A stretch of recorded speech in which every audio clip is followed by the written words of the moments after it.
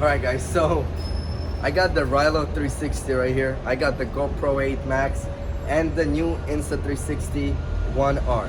Now I got them all mounted up on the bracket, and let's see the stabilization of all of them. Let's see the quality of them. They are all pretty much mounted the same exact way. Does not matter if it's a little lower, it's 360. So let's see the difference in like a shade type of area, because they all perform good in the sun. So I'm just gonna walk down the stairs right over there, and yeah, let's see the sound in them and let's see how they all work. All right, and now I'm about to reach the stairs and walk down the stairs. I mean, they should all perform well, but let's see what happens. All right, I'm gonna do a little run with them and let's see how that works.